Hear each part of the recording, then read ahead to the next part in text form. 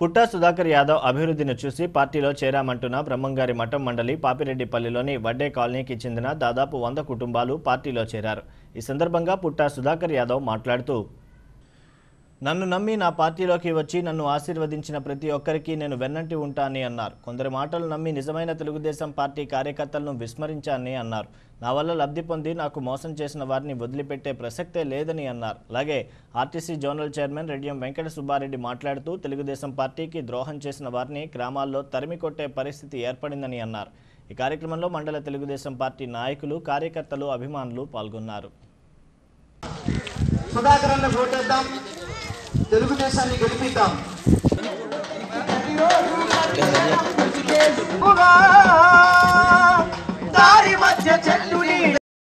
Code అయిపోయిన తక్షణమే మీకు ఆర్డర్ ఇప్పించేసి నెల లోపల శాంక్షన్ చేపిస్తాను. ఎందుకంటే ఎన్నో దేవస్థానం కట్టించిన నిజంగా ఈ దేవస్థానం చూస్తాను. నేను వచ్చి పూజ చేసిన ఓకే, నేను చెప్తాను కదా, ఒక్క నెల లోపల మీకు ఆర్డర్ చేపిచ్చేస్తా కన్స్ట్రక్షన్ చేసేది.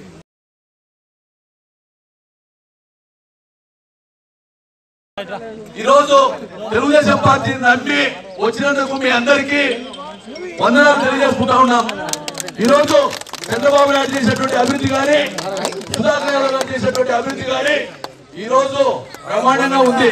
అందరు గమనించి అభివృద్ధి చేసే నాయకుడికి పట్టం కట్టాలా. మీరు రేపు జరగబోయే ఎలక్షన్ లో తెలుగుదేశం పార్టీ తరఫున 2 ఓట్లు వేయాలి. ఒకటి ఎంపీ ఓటు, ఒకటి ఎమ్మెల్యే ఓటుకు. మీరందరూ కూడా మీరేదో ఆశయంతో మన పార్టీ చేరుతున్నారు. మీ కోరిక మేరకు ఖచ్చితంగా ఈ సభాముఖంగా మీకు అందరూ తెలియజేసుకుంటూ మీరు అనుకునేది నెరవేరుస్తాను. మీకు ఎప్పటికీ అండదండగా ఉంటా. మీరు ఎందుకంటే ఇంకోటి ఏకపక్షంగా మీరు వచ్చినారంటే నాకు చాలా సంతోషంగా ఉంది. ఊరు అభివృద్ధి లేదు, రోడ్లు లేవు. నిజంగా ఈసారి నాకు కూడా అవగాహన తక్కువ ఉన్నది. ఎవరెవరు ఏదో ఈ బడా నాయకులు వచ్చి నన్ను మోసం చేసిండ్రు. నేను నమ్మినాక వాళ్ళు ఇప్పుడు నట్టేట ఉంచారు. అయినా వాళ్ళు బాగుపడరు. ఎక్కడ పోయిన ఇంకోటి నాకు అన్యాయం చేసిన బాగుపడరు. ఇంకోటి చెప్తున్నా, నాకు అన్యాయం చేసినోనికి ఊరు వదిలిస్తా. ఖచ్చితంగా ఛాలెంజ్ చేస్తున్నా. ఈరోజు కాదు, నేను రాజకీయంలో ఇప్పటికి రాజకీయం పోదు.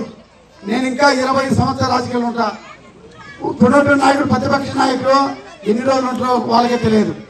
ఖచ్చితంగా నేను రాజకీయంలో ఉంటా. గవర్నమెంట్ వచ్చేది మందే. వాళ్ళకి ఏం చేయాల్సిన వాళ్ళకు అన్యాయం చేసి మాకు ద్రోహం చేసిన వాళ్ళకు వాళ్ళ గుణపాఠం కూడా చెప్తానని చెప్పి ఈ సందర్భంగా తెలియజేసుకుంటూ, మన ప్రజలు ఉండరు, ప్రజల పక్షాన్ని నేనుండా. ప్రజలకి ఏమని చేస్తా, నేను కొంతమంది నమ్మి మోసపోయినా ఇటువంటి పరిస్థితి జరగదు. ఖచ్చితంగా నాకు ఇప్పుడు ఎప్పుడు కష్టాల్లో ఉన్నప్పుడు ఆదుకునేవాడే నాయకుడు. ఇప్పుడు ఇన్ని రోజులు 5 సంవత్సరాలు చేపించుకున్నారు, పని చేపించుకున్నారు. ఈరోజు నన్ను వదిలి నట్టేట్లు ముంచిపోయినారంటే ఎవరో ప్రజలు ఓర్చుకుంటారా? ప్రజలే ఓర్చుకోవాలా. ప్రజలు ఖచ్చితంగా గుణపాఠం చెప్తారు.